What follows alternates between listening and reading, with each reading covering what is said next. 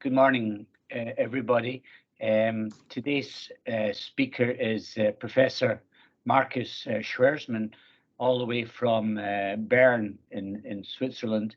He trained in Switzerland, but did his fellowship in adult congenital heart disease at some hospital in Toronto.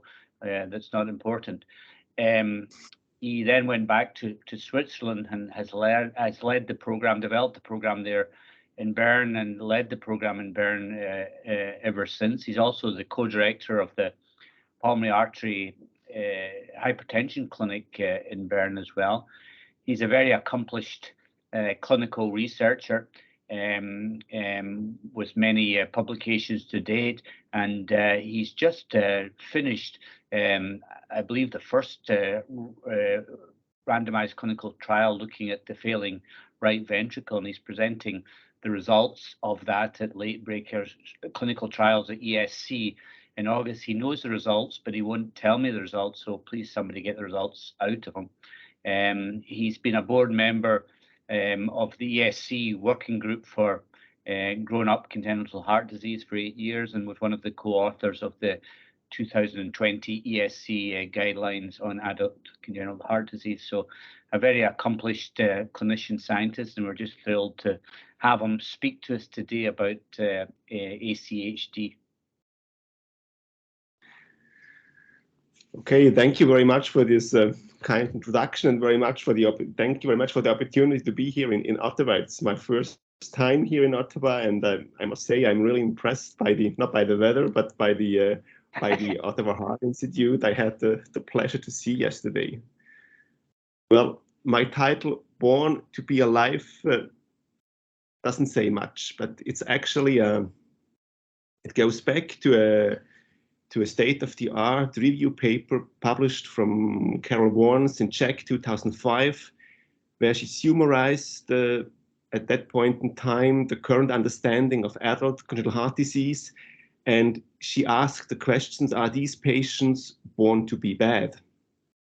And she wrote in the summary that these patients with prior cardiac surgeries often consider themselves cured.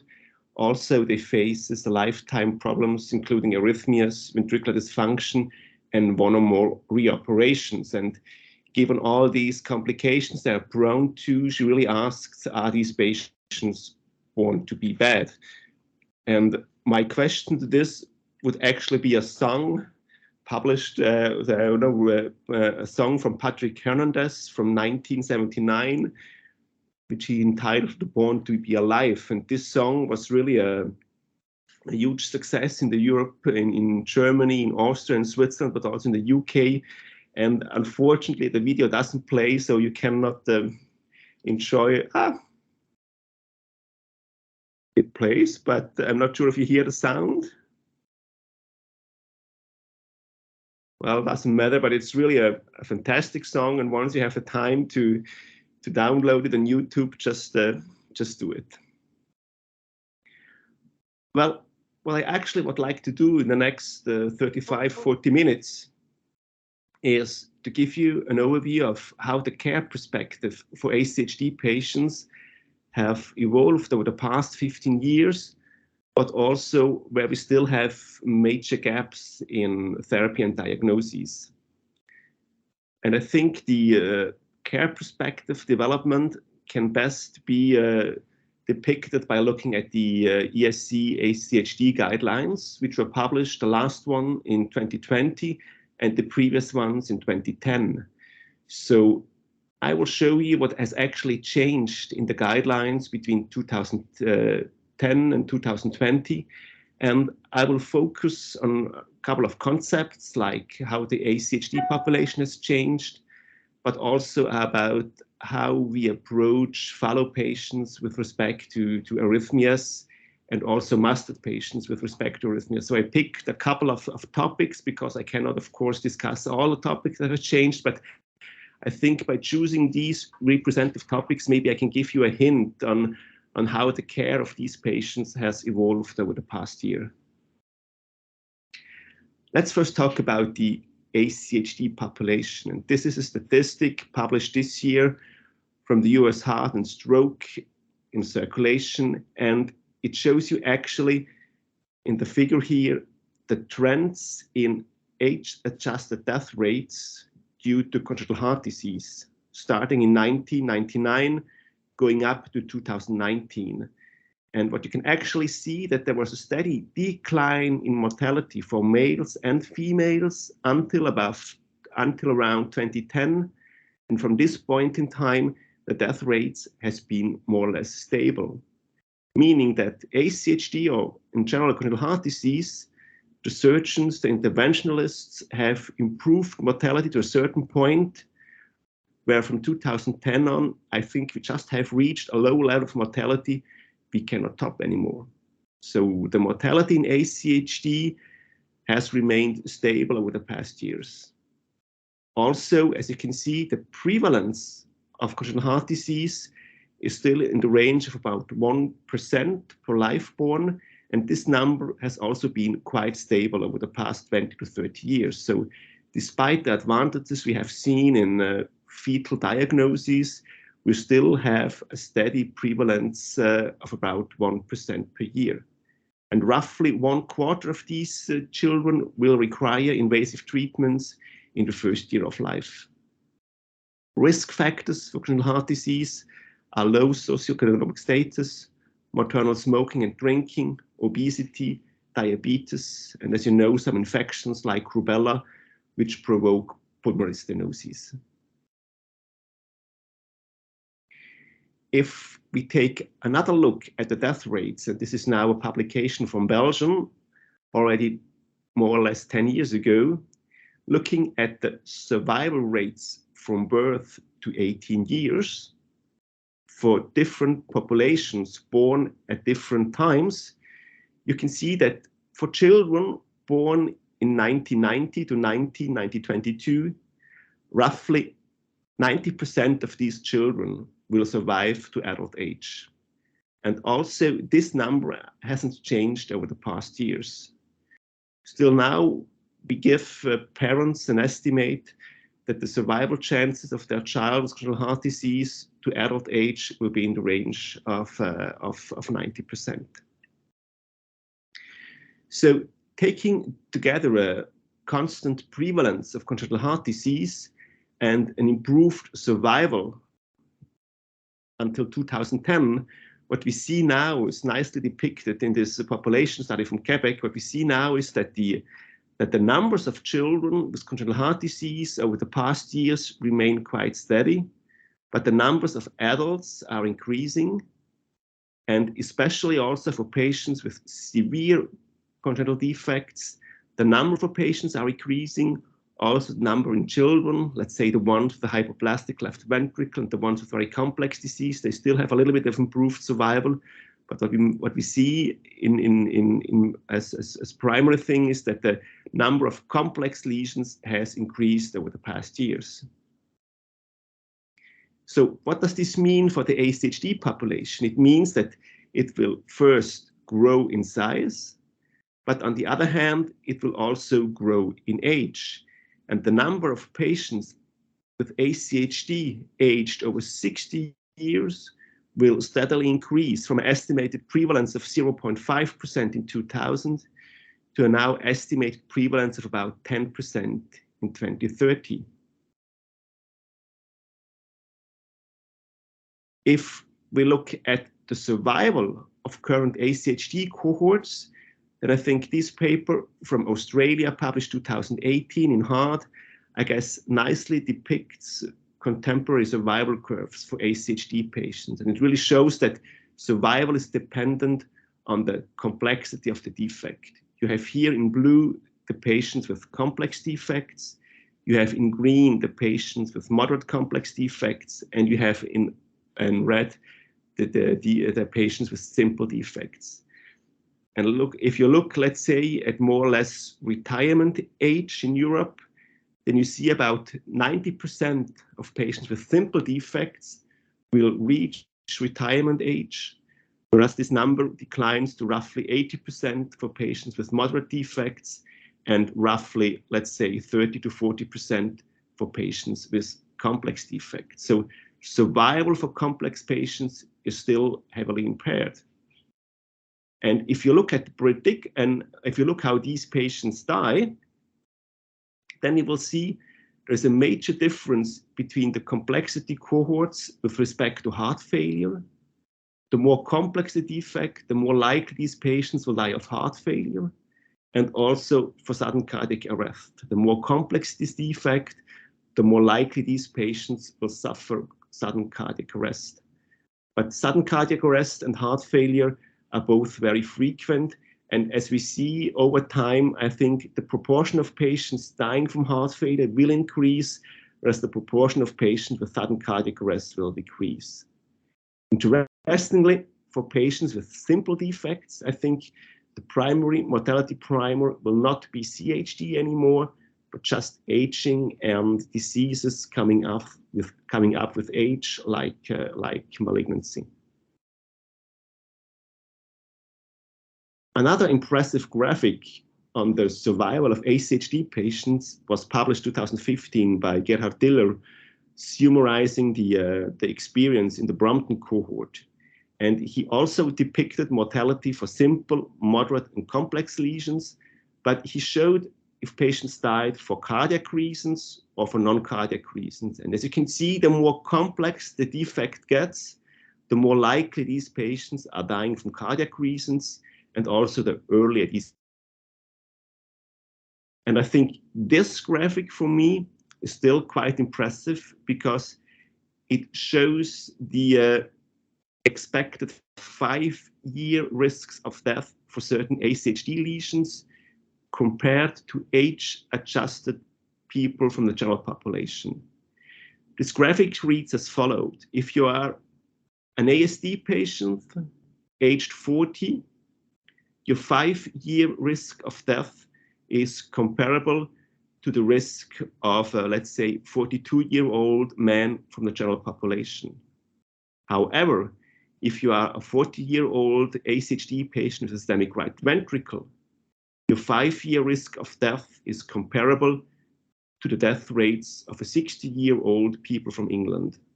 And if you are a Fontan patient aged 40, your 5-year risk of death is comparable to the risk of a 75-year-old male or female from the general population. And so it, I think, impressively shows how our patients still have a decreased survival, and I think will always have a decreased survival. So summarizing how the ACHD landscape has changed over the past years, we can say that the number of CHD patients reaching adulthood remains stable and will remain stable over the next years, but we will have to face more and more complex ACHD patients with major comorbidities. And in the aging ACHD populations, in simple defects, non-CHD morbidities will be the primary determinant of outcome, whereas in complex lesions, they will likely suffer important cardiac complications, and survival will be significantly reduced compared to the general population. So how does this translate to the way we care for our patients? If we look at it differently, this is a slide from my nurse practitioner. I think if you look at the burden of morbidity during the lifetime of an ACHD patient, then we see they usually have a significant morbidity burden in the first years of life when they require interventions or surgery. But once they have reached adolescence, they are usually doing very, very fine. Also complex patients. Until at a certain age in adulthood, for complex patients in early adulthood, mortality and the morbidity burden will again start to increase, and these patients will suffer complications. And I think this kind of honeymoon period is quite dangerous in a sense that some patients have the impression that they are doing well, they don't have any complication, and this will remain this way for the lifetime, which unfortunately is just not true. Therefore, we have actually two critical points in an ACHD life I think, where we need more than just medical attention for these patients. One phase is the transition phase, when they move from pediatric to adult congenital cardiology. At this point in time, these patients are in adolescence, they feel well, and they don't see any sense for having continued medical surveillance. So in this phase, we have to catch these patients, we have to educate them, and we have to make sure that they continue to receive medical follow-up. And the second important time point that's now getting more and more attention is, I think, especially in complex patients, once they reach adulthood, and they haven't to be in the 70s or 80s, they can be in their 40s or 50s, we have to prepare these patients for early death. And this means not just on a medical base with putting devices in them, but also on an educational base by providing advanced care planning. And for transition and advanced care planning, it's important that we have support from nurses. The 2020 ESC guidelines, they presented the staffing of a, let's say, ideal ACHD clinic in terms of medical specialists, but also in terms of, let's say, non-medical staff. Our nurse practitioner, they did a study interviewing about 100 ACHD centers in Europe and asking them how many staff they actually have. And if you look at the reality in Europe, you can see that only very few patients, very few centers, these are the type 1 centers, really have all the staffing that is recommended by the guidelines. For the vast majority of centers, what you can see here is they lack more or less on the non-medical side.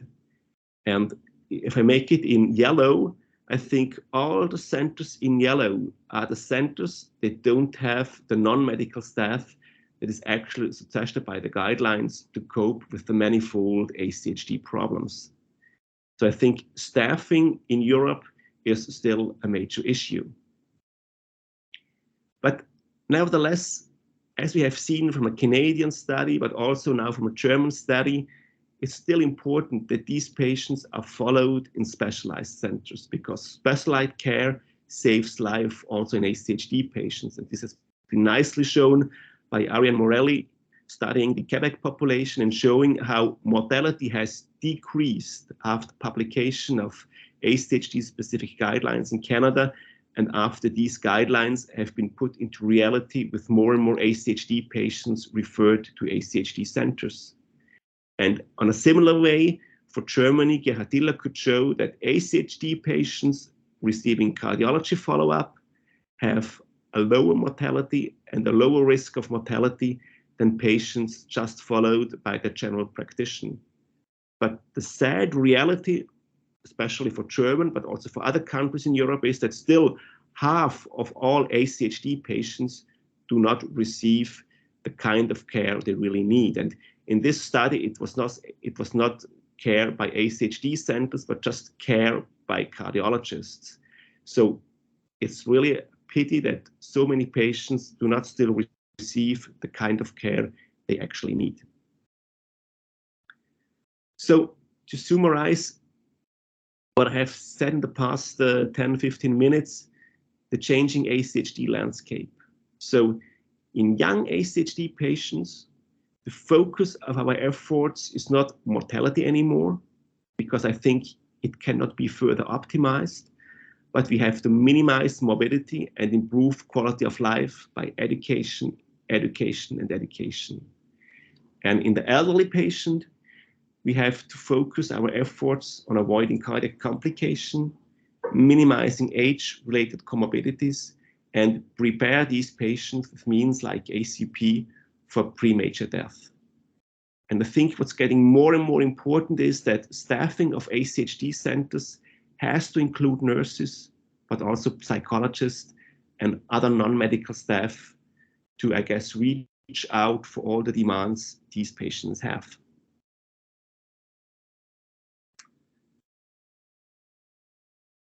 Now, in the second half of my talk, I would like to switch from a, let's say, general concept to a more specific concept, and this reflects arrhythmia management. In the 2020 guidelines, for the first time, we had specific recommendations on arrhythmia management for different defects, including also the need for oral anticoagulation. And arrhythmia, as you have seen on one of the first slides, is still an important cause of death, because sudden cardiac death, especially in complex lesion, is still as prevalent as heart failure. And this is a quite interesting study published by Pastora Gallego from Sevilla, who reflected the sudden cardiac death rates of patients followed in her clinic over at least 20 years of follow-up. And here you can see the sudden cardiac death or sudden cardiac arrest rates for these patients. You can see that some lesions like Rostelli procedure, complex fallow, Eisenmenger, cyanotic patients are still heavily at risk for sudden cardiac arrest, while other more benign lesions like coarctation or left heart lesions provide less risks. And I think especially for complex fallow patients over the past years, we have learned a lot with respect to arrhythmia management. And this goes actually back to work of Katja Zeppenfeld from Leiden, who with her team, I think, nicely summarized the anatomical isthmuses creating VT in repaired fallow patients. She could show that most sustained VTs in these patients circle around specific pathways, and we have actually 4 pathways how these arrhythmia can turn. One pathway is at the external side, close to the RVOT patch in patients with a transannular patch, and here the isthmus is between the tricuspid annulus and the RVOT patch.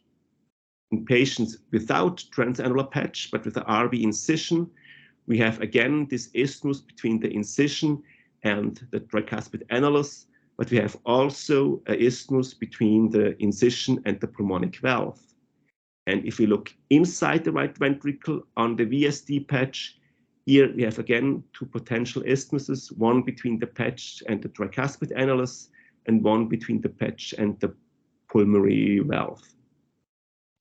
And I think knowing these isthmuses has important consequences for management, because if I put here, let's say, a stent in preparation of the RVOT for a melody valve, then with these stent, I will cover one of the important isthmuses for VTs. And by putting a stent, I make it more or less impossible for the EP guy to do ablation in patients with these kind of isthmuses. So that's why over the year we have learned that in patients undergoing procedures, and especially pulmonic valve replacement or contour implantation or a melody valve, it's important that we have an EP study prior to the intervention, particularly in patients with known sustained VTs.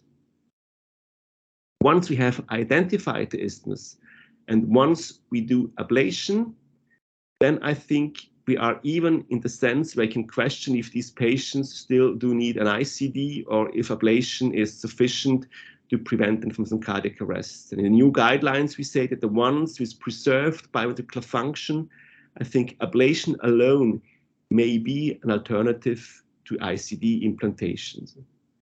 And EP studies are also quite important for risk stratification for sudden cardiac arrest in patients with risk factors like biventricular or single ventricular dysfunction.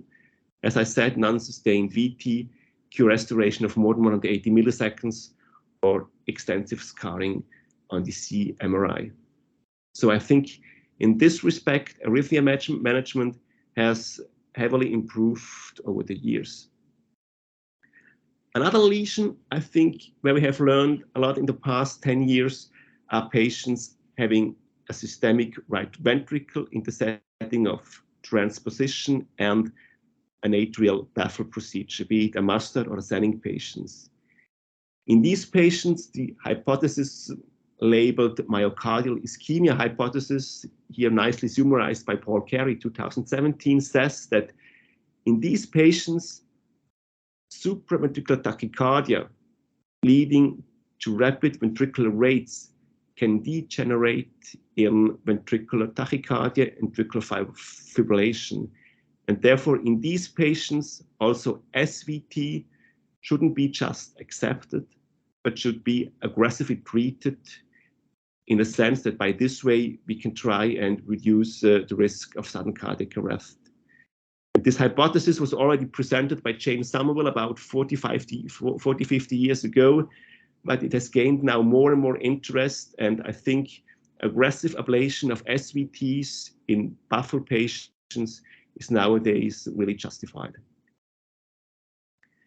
Another important aspect with respect to, let's say, not arrhythmias, but pacemaker handling, is that we have also seen that particularly in patients with a systemic right ventricle, putting in CRT devices in the ones with a broad QRS complex is really one of the ways we can improve systemic ventricular function in these patients. And this is a study from Magli-Ladouceur from Paris, nicely showing the response rate to CRT in ACHD patients with either a systemic left or either a systemic right ventricle.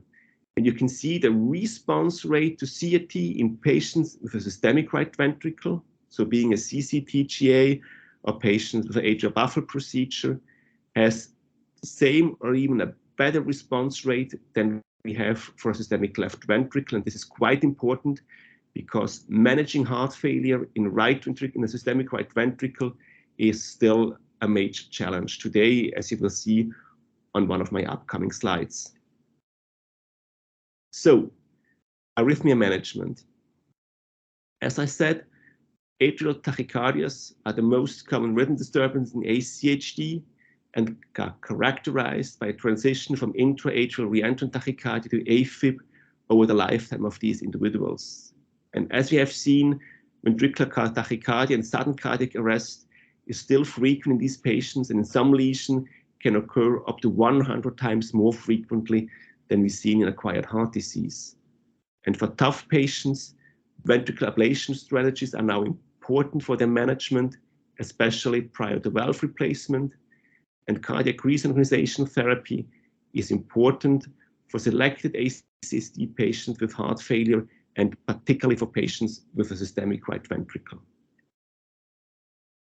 So this leads me to my next questions. Where do we still have major gaps in therapy and diagnosis? So where don't we have made any progress over the past years as reflected by the guidelines? And I think one of the issues where we still have major problems is the question of heart failure in ACHD. So this is just an example of a male I've seen in 2013. At this point in time, he was 40 years of age. He was married, 2 kids, engineer, very sportive, healthy lifestyle, athletic guy, slim, and he was running every day more or less for 5 to 10 kilometers. But if you look at his heart, he had also transposition, and he had a systemic right ventricle, and this is the systemic right ventricle with really bad right ventricular ejection fraction. But he was really completely free of symptoms. On cardiac MRI, ejection fraction was 35%. He had severe tricuspid regurg. He had a dilated aortic sinus and a small vessel leak leading to QPQS of 1.2. But on the CPET study, he was able to do 240 watts, had a peak VO2 of 26, and as I said, was really completely free of symptoms. And so the question is this patient a heart failure patient? And if yes, how do we have to treat these kind of patients? If you look at the heart failure definition of the ESC 2021, then you can see that heart failure is still considered a clinical syndrome with symptoms and signs in the presence of a structural and/or functional abnormality of the heart. If we look at our ACHD patients, then we are faced with the fact that many of them consider themselves to be asymptomatic. And even if they have symptoms, they have a variety of reasons why they may have exercise intolerance. And it's not just the heart, it's also they may be deconditioned, they may have skeletal abnormalities, they may be cyanosed, and nearly all have structural heart disease. So I think the conventional diagnosis of heart failure is quite difficult to apply in the ACHD population. And if you look at heart failure in the ESC guidelines, acquired heart disease, it's actually quite simple. You have 3 types of heart failure. Heart failure with preserved ejection fraction, with mid-range ejection fraction, and with impaired ejection fraction. But if you look at the ACHD cohort, if we talk about heart failure, the first question we have to ask is this a biventricular or univentricular circulation? If it's biventricular, is the subventricle failing? And if yes, is it the left or right ventricle? For the subaortic ventricle, the same question, is it the left or right ventricle? And also for the univentricular heart, well, is it a left or right ventricle? And actually, only for this scenario of having a biventricular circulation with the subaortic ventricle, we have more or less guidelines, 2021 guidelines, they tell us that heart failure drugs may work. But for all other patients, like our systemic right ventricle patients, we simply don't have any clue how we should treat these patients. And therefore, the heart failure concept in ACHD is not comparable to one we have in acquired heart disease. It's not about ACE inhibitors, beta blockers, devices, or structural intervention. It's just the other way around. Because we have not much evidence that drugs work, we first try to do invasively how actually function or pressures look like. Can we address them by structural interventions? Then, if not, are these candidates for CAT or ICD? And drugs like beta blockers or ACE inhibitors play only a minimal role in these kind of patients. Well, it's not completely true, because what we see also in congenital heart disease that we often have left and right ventricular interactions. This is quite an interesting study from the Mayo Clinic published this year, looking at the prevalence of left ventricular systolic dysfunction defined by an ejection fraction of less than 50% in ACHD patients. And you can see the prevalence is around 12% in the whole cohort of ACHD patients. If you look specifically at right-sided lesions, then 15% of, let's say, fallow patients, Epstein patients with right-sided lesions, they have also left ventricular dysfunction. So there's some degree of left and right ventricular interactions. And of course, in patients with left-sided heart disease, like coarctation, like aortic stenosis, there is also a 10% prevalence of left ventricular dysfunction. And interestingly, this degree of systolic dysfunction of the left ventricle, be it from the right or from the left ventricle, responds to conventional heart failure medication. But it also responds, as I said, to cardiac reorganization therapy. And especially in right-sided lesion, it responds less to right heart interventions.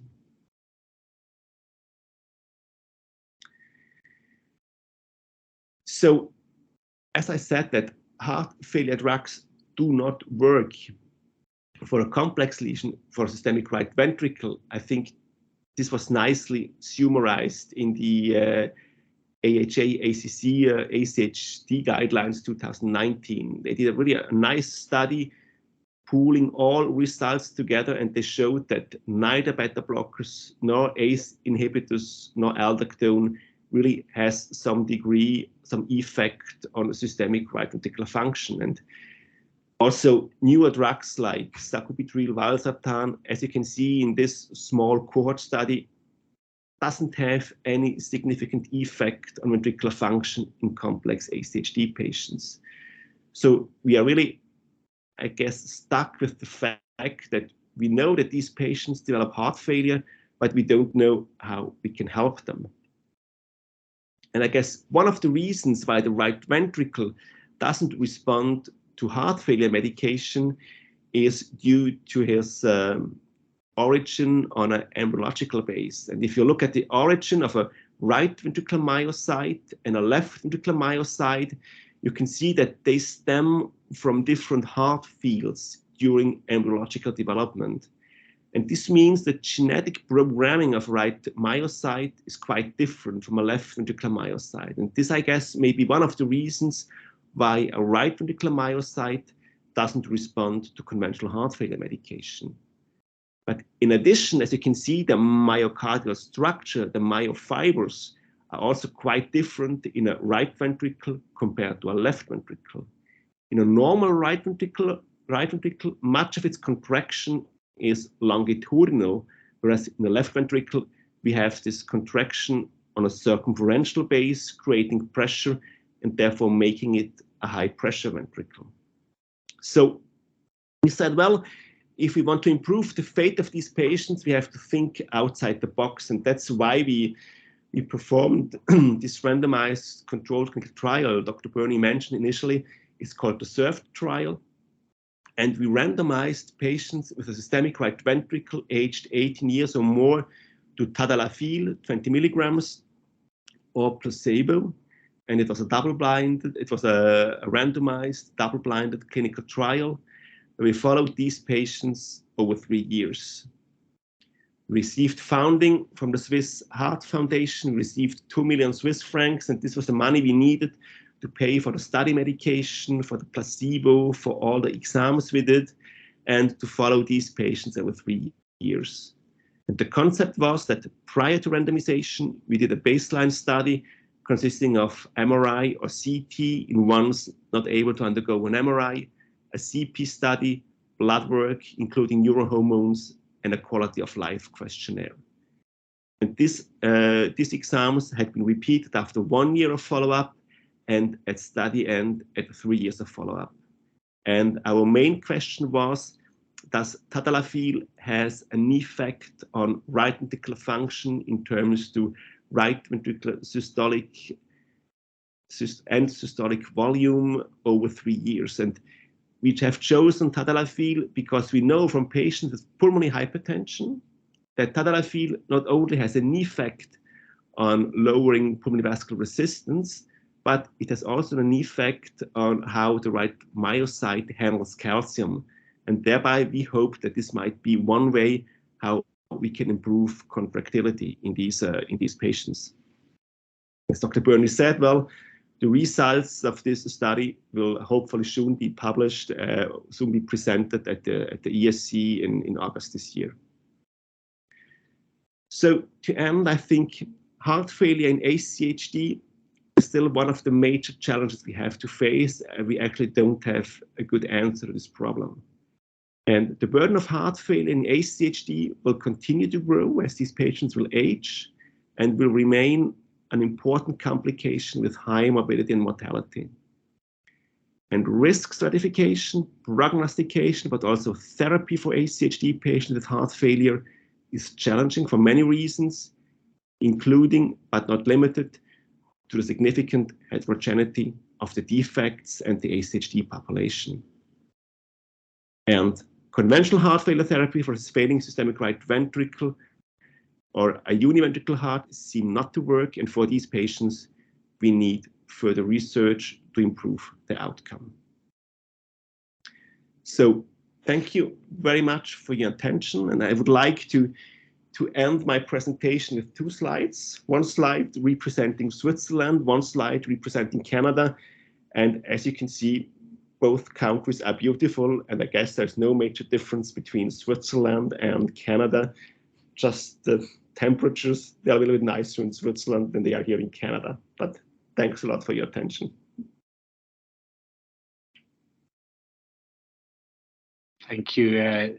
Thank you very much, Markus, for a wonderful presentation. So this presentation is now open for questions. I see lots of applause, virtual applause, mostly coming from Dr. Andrew Crean, other people too, Dr. Beanlands. So I'll open this up to anybody to either put their hand up or put a question in the chat. Maybe I can start then with a question. I'm very intrigued in your advanced care planning and so on, and I don't know if you had a chance to meet yesterday one of our young faculty called Dr. McGinty. She's cross-trained in heart failure and also in palliative care, so she leads our palliative care for cardiac patients. So my question really is from a practical point of view, there's obviously a difference between advanced care planning and palliative care planning. From a practical point of view, how do you start to have that conversation with patients? How and when do you start to have that conversation with patients about advanced care planning, not palliative care planning, just advanced care planning? I guess for our institution, we really have defined red flags.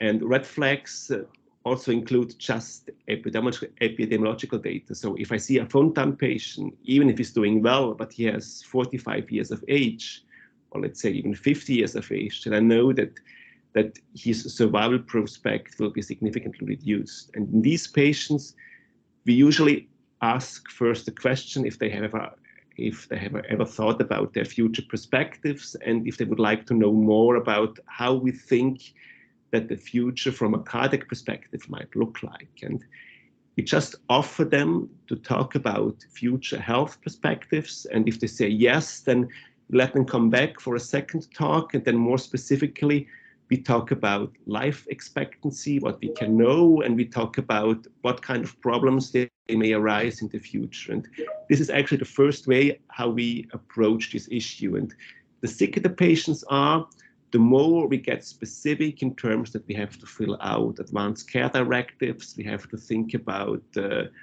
device deactivation, we have to think about the way they would like to be treated in their last weeks or months of life, if they would stay in the hospital, would be at home. So we go more and more into topics that really actually belong to palliative care. And if these patients really have specific questions, then we liaise with the palliative care team and we ask them to take over.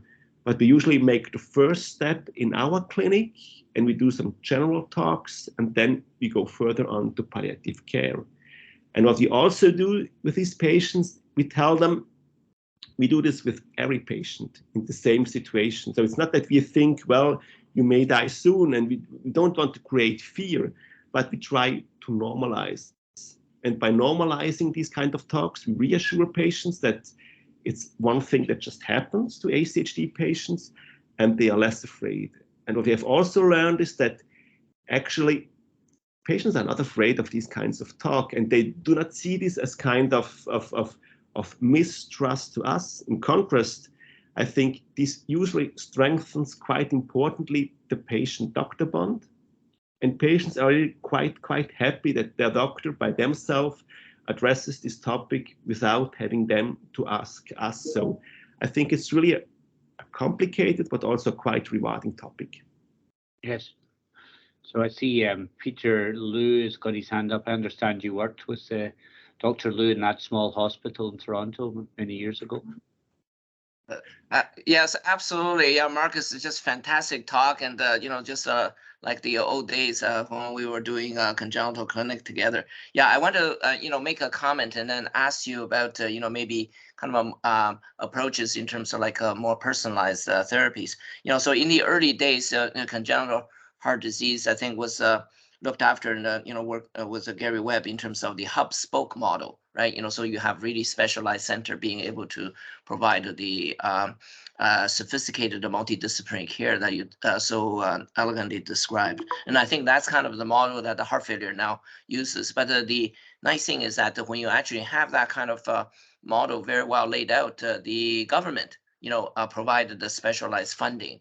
And so I think that's the key of being able to develop a structure, which can then improve the outcomes of patients, which then the government can actually, allocate specialized funding. And I think that's very important to keep in mind. So the question I have is, given that there is the complexity, of kind of individual patients, but at the same time, the circumstances of patients are different. I mean, your case examples are a great illustration of that. So I'm trying to figure out whether this is a situation where we can use, all broad tools, that's imaging, epidemiology, molecular, biomarkers and things like that, and to work collaboratively, not only across centers, but actually working with patients. So it's kind of a shared care model, so that you can make decisions together, and as well as kind of a personalized medicine model, in that guidelines may not apply, simply because every patient's kind of have a unique combination of things. Guidelines are truly guidelines and not kind of the usual formula that we like to follow. So what do you think? Do you think that's kind of a potential where congenital care in adults might be going, kind of a collaborative, personalized approach? Yes, I guess you're absolutely right. I think personalized medicine is the key for ACHD. And if you actually look at the ESC guidelines, the class recommendations, actually none of the recommendation is class 1. All are class 3 recommendations, because we simply don't have huge clinical trials for huge patient cohorts. All patients are so diverse and so heterogeneous with respect to the defect that we simply cannot have the numbers we need to answer certain questions. So I think ACHD will always remain personalized medicine, and also relying, let's say, on the experience of the ACHD doc. Of course, this is also a weakness of ACHD, but because you don't have a huge mass of experience, I think that's why I think collaboration between different centers to increase the number of patients, to increase the cohort size is very, very important.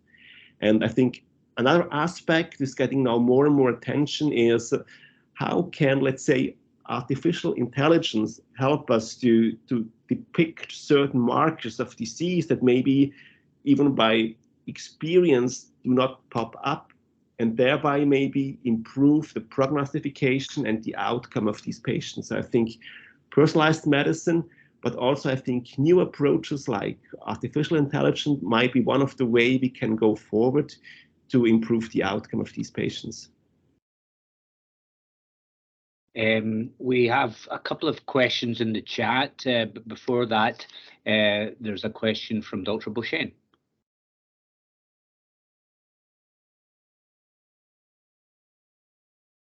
You can't. Sorry, can you hear me? Can you hear me now, David? Yeah. Go ahead. Okay, thanks. Markus, congratulations. That was a fabulous presentation, and congratulations on the work you've been doing with the tadalafil trial. I just have a question. I just want to pick your brain about this issue of the systemic RV, and that, the standard medications for heart failure don't work. My sense is that the main problem here is just a power issue, that, as you mentioned before, there's just not enough patients in the trials to show a difference. And so I struggle with these, this thing from the AHA where they showed that it was all negative, and to come to the conclusion that, the renin-angiotensin, blockade or adrenergic blockade doesn't work. Clinic, I just want to see what you think about that. Like, are you using these medications, or because there's absence of evidence you don't use them? What's your approach? Okay. Well, I completely agree with you that it's certainly a power issue. But on the other side, if you need, let's say, 500 or 1,000 patients to show an effect of these drugs, this also means that the effect has to be quite modest. Because if you have an important effect, you wouldn't need this size in patients. So I really believe that conventional heart failure have quite a limited role in treating a failing systemic right ventricle. I think the one exception is beta blockers, but beta blockers, I don't think you use them as heart failure medication, but I think beta blockers you can use to avoid SVTs and thereby try to lower their risk of sudden cardiac arrest. And yes, of course, if I have a patient with a failing right ventricle, I also use the conventional heart failure medication because I have nothing else that I can use. And I think it helps me a little bit to be more calm with my conscience. But on the other hand, I also realize that as soon as the patient has complications from heart failure medication, it lowers the pressure too much, he gets hypertensive, he has problems with orthostasis, then I have also no problems in stopping these drugs. And in my experience, I really think that conventional heart failure medication has quite a limited role in these patients, and we still have to make efforts to find other drugs. Maybe one of the new heart failure drugs like Forxiga might be one of the ways we can help these patients. But again, for this kind of drugs, we need more studies than just registries, which are actually going on. A question in the, sorry, Luke, did you have a follow-up? No, that's great. Thanks, Markus. A question in the chat from Dr. Catino. Great talk. I was intrigued by one of your first slides showing lower mortality over time in women than men. This is the opposite of what is observed with most other cardiovascular diseases. Why do you think women with adult congenital heart disease die less? Is it because they have less severe forms, or is there something else going on? Yeah, I think there's definitely a gender difference in ACHD, as you can see in acquired heart disease. But in ACHD, I guess it favors women. And one of the reasons might be that some of the defects are really quite gender specific. So all left heart diseases are more frequently seen in male than females. And also the question of endocarditis. Endocarditis is less frequent in females than in males. And also the reason, therefore, is not quite established. So I think, yes, there is a gender difference favoring women. And I think it's related to the kind of underlying defect they have, but also I think to the way of living and to the way of taking care of themselves. And I think that women take more care of themselves than men do.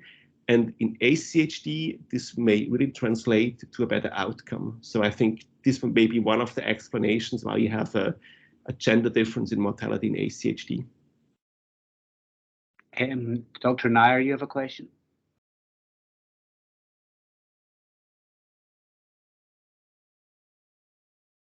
Dr. Can't hear you, Dr. Nair. Yeah, can you hear me? Yeah. Hey, Markus, that was a great presentation, and thanks for giving us a balanced perspective.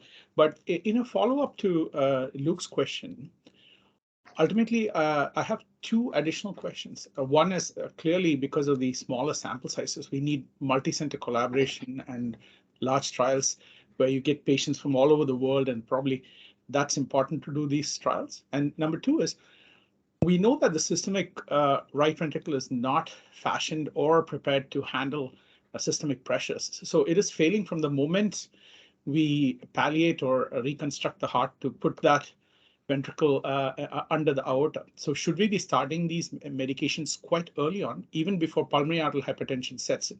Because I think there are two groups: pulmonary arterial hypertension with RV systemic dysfunction and no pulmonary arterial hypertension with RV systemic dysfunction. And should we be targeting our efforts with neurohumoral modification earlier on in the process, rather than waiting for the systemic ventricle to fail by number criteria or overt heart failure? Well, this is quite an interesting question. I think if you look at the right ventricle from birth, when a child gets born, initially in the fetus, the right ventricle is as strong as the left ventricle, because in fetus we have the increased pulmonary vascular resistance, and it's only in the normal human heart after birth that we have actually regression of right ventricular muscle mass and right ventricular myocytes. So I guess initially in the first years of life, I think the right ventricle is quite suited to sustain much more pressure than he actually should. And that's why I think in the first stages of life, I don't think that we can achieve much by using conventional heart failure medication, simply because the right ventricle is still able to cope with this resistance, and it's a question of time until the right ventricle fails. And because I'm not so convinced that really the right ventricle responds to neuromodulation, I'm not sure that will do any good if we start on with these drugs in early life. I think we really have to wait until we see the right ventricle fails, and then we use these drugs, but still in the absence of really good evidence that they really work. And you can also see, if you look at the neurohormones, there is less neurohumoral activation in the failing right ventricle than we see it from the failing left ventricle. So I think there are really quite important differences between the right and the left ventricle, and therefore I'm really not convinced that we can use a conventional heart failure medication as we do it for acquired left heart disease.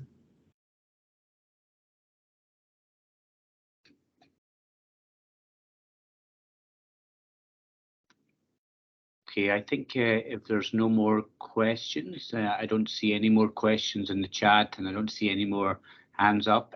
So we will we'll finish there. We'll thank again Dr. Schwerzmann for giving us a fabulous talk, and we'll give him so